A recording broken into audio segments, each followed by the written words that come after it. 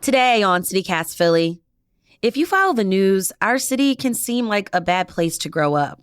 There are tons of headlines about the toll of gun violence or how young people have fewer safe places they can go just to be kids. But there are local groups working every day to change that narrative. I'm speaking with two youth leaders that are creating space and mentorship opportunities for young people, from bowling nights to barbering classes. It's Thursday, October 12th. I'm Trenae Nuri, and here's what Philly's talking about.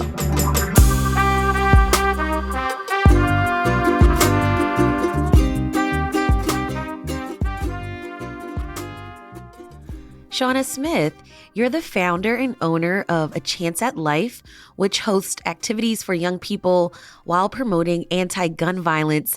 Welcome to CityCast Philly. Thank you. How are you today? I'm good, thank you. Prentice Boone, you're the founder of Junior Barber Academy, where you teach young children barbering skills. Welcome to CityCast Philly. Thank you. Thank you so much, Trenae. First, I gotta ask you both, tell me why you decided to run youth organizations. I mean, this is a big responsibility. Why did you guys decide to do this? So, for me, I just feel like in the heart of Philadelphia, countless children are living in neighborhoods plagued by gun violence. They have limited access to resources. Me being the oldest of nine children, I came from a huge family. And I just feel like this generation, their lives are ending very short. I've been a part of a lot of different organizations in the past where I kind of learned from them, and I would always give back. And it was just something that was like, you have to do this on your own. Like, this is something that's pulling at my heartstrings. So I also work at a funeral home. So I'm being impacted from every way, from negative to positive. And I'm like, I Right. have to do something to kind of pour back into our communities and kind of let these kids know like there is hope and there is support and there is resources. Prentice, I know you have as Mr. P. Mr. P, why did you decide to start the Barbering Academy? Yeah, so I was 12 years old when I started cutting hair. And one of the things that I lacked was mentorship. I didn't have anybody to show me how to use the clippers, how to even start getting clients. But I knew I loved this thing. I knew I was passionate about it. And even when I got to high school, I still knew like I'm going to pursue this barbering career. And I even had a cool teacher that allowed me to cut hair in class. But I struggled in school. I struggled with discipline. I definitely struggled with the academics as well. But every time it was like I had a head to cut, I just like locked in, I focused. And I always felt like this was something that I can do very well. So growing up, I didn't have that mentorship. And as I got older, my mom, she's telling me all these different mantras that she always told me. And one of them was, be the change in the world that you want to see. And a 7-year-old little girl walked in my door and was like, And that was Najee, right? that was Nije. And that was like, I wanted to say no so bad. I wanted to say like, you are too young. You can't hold no clippers. But her eagerness was like, it was just showing. And I just was like, you know what? Let's try it. And she had a pen and a pad. And I thought that was showing willingness. Like, I'm really ready to write down what you're saying. And so I started teaching Nije, and then other children started showing up. And this was just something that I was really happy to do. And I wanted to continue to do this because it made me feel like I was doing the right thing. That's awesome. Now, you both talked about just your unique experience. And Shauna, you mentioned that you work with youth and you also work at a funeral home, which can be heavy. I want to talk about engagement. What have kids told you that they want? So, as far as engagement, I try to always get the kids' input on the things that they like to do. When I have events, I have a box where I have parents or kids fill out a questionnaire to kind of tell me, like, what can I improve on? Where did I lack at? What would you like to see more of? Cool. How would you like to be involved? And it's also like you're listening to what they have to say. They get a voice. Yes, what they have to say, what they need, what they Mhm. want, and try to support their vision. So I take that all into consideration with the workshops that we do, with the events, the classes. And I'm at 14 kids right now. I just started last year, but those 14 kids are dedicated. And those 14 kids will then say at the next event, can I bring my little cousin?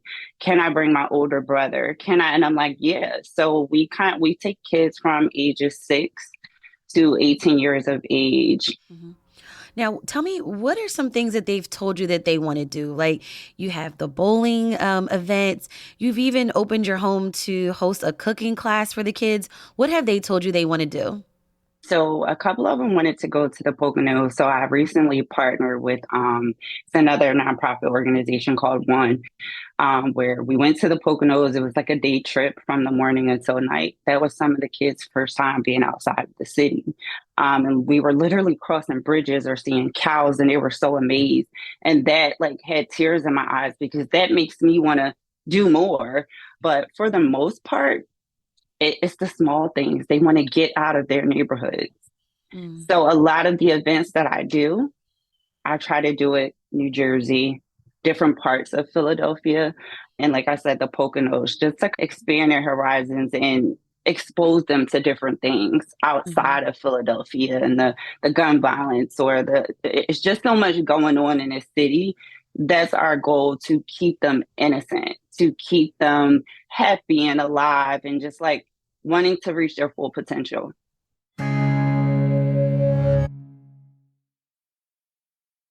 Mr. P, you also teach literacy classes and entrepreneurship. I mean, that's a part of being a barber, right? So, what have young people told you? Yeah, so a lot of young people don't resonate with being a barber, right? So I do understand that. But some of them do want to be their own boss one day. And so that's where I layered on the entrepreneurship classes because I want to make sure I service every child that comes through my door and I don't want to let any of them down. And so a lot of parents, right? So great parents, they want to involve their children in so many programs, but I think the best thing is to ask the conversation of like you just said, what do y'all guys want? And so when I did start talking to a lot of the youth, I started realizing that they want to open up their own t-shirt brand. A lot of them want to get into real estate. Some of them even want to get trucking businesses. That's amazing that like young people have that ability to write and to communicate. Like, that's what I want to do. Wow. Yeah, and that comes from YouTube. That comes from social media. You know, they get a Mm. chance to watch their favorite people and build that vision of what they want. But when they bring that vision to me, my goal is how can I point you into that direction, even if that's not something that I do? How can I find that mentor for you? So the first things first is let's start learning about entrepreneurship. What does it look like to be a business owner in the future? And what does it look like to make sure that you spend your money and invest it in the right way? And so that layered me into building a curriculum for entrepreneurship and wealth building. And that curriculum goes hand in hand, like you said, with barbering, because it's even for our students that want to open up their own barbershop in the future. But I think we can service so many young people now that we have that extra component. Hmm. Shauna, Mr. P, what does the city, need to do more of so that we can continue to see less headlines involving children and violence? Support. Mm. Support is one of the big factors in the city of Philadelphia. How can people support you? Getting who I am and what we do out there, my website, reposting an event, just spreading the word about A Chance at Life Inc., whether it's for adults, for the children, the school system. Like we need it. We need support. We need love. We did an event painting for hope where we had an art instructor come in and she painted the love sign on the canvases and all of the kids painted and it said sisterly love for the girls and brotherly love for the boys. And then we took a trip downtown where they took a picture in front of the love sign. And I kind of got feedback on each child, like, what does love mean to you? What would you like to see happen different in the city of Philadelphia? And all of them said just to be safe. There's so many resources out there, but it's just like, how do we get them to these families? How do we get them to our neighbors? How do they learn about these things to be able to cope, survive, seek help, seek support?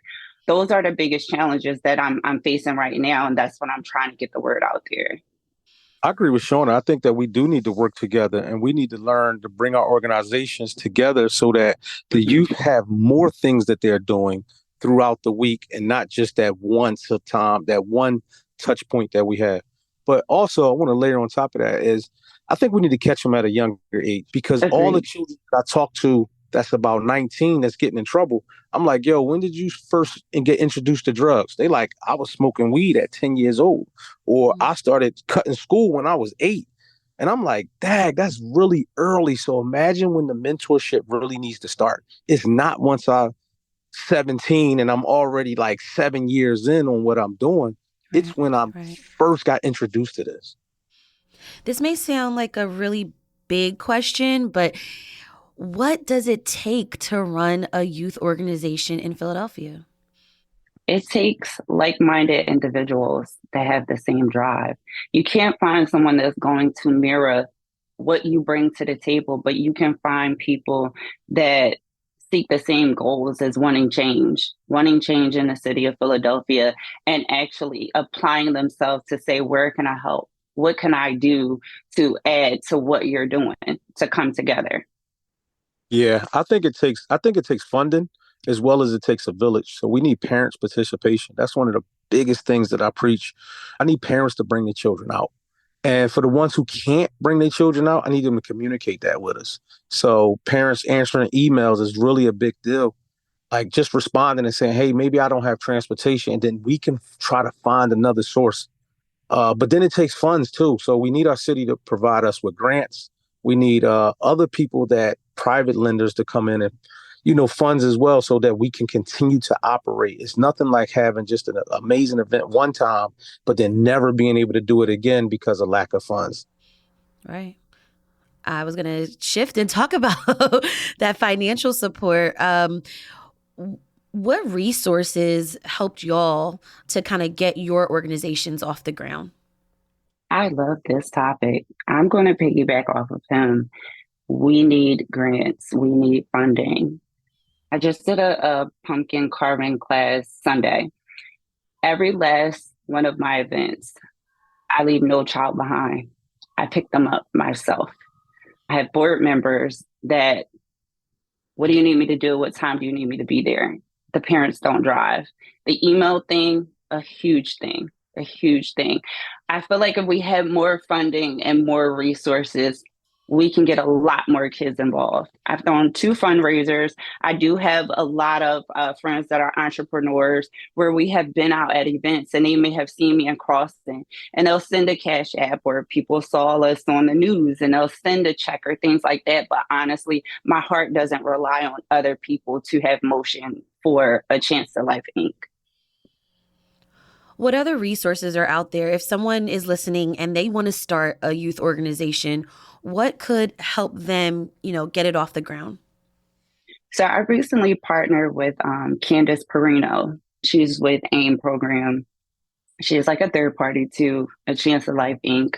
They provide early intervention with substance abuse therapy and things of that nature. And that also helps some of these kids that I have with the things that they deal with that I can't provide. So I'm grateful for that resource as well. So linking with another organization is a good resource. Absolutely. There are Okay. so many organizations in the city of Philadelphia. And again, I feel like there's major gaps in between everyone because if we all come together, we all might have like a different message, but our goal is to enhance and pull the youth in to give them a better outcome, a better chance at life. So I feel like all of us offer something different and we all can learn from one another. So if we just come together, there's so many resources under one umbrella. Mm-hmm. So many. I was able to take advantage of one grant, which was by the DOA, which is the District Attorney's Office. And that grant actually helped me provide our classes for 8 weeks. So it's a good grant. I love that. That was Prentice Boone, founder of the Junior Barbering Academy, and Shauna Smith, founder and owner of A Chance at Life, Inc. Thank you both so much for opening up, sharing your personal stories, and for joining me on CityCast Philly. No, thank you for the opportunity. Thank you so much. Thank you, Trinae. Appreciate it. We'll have links to A Chance of Life and Junior Barber Academy in our show notes.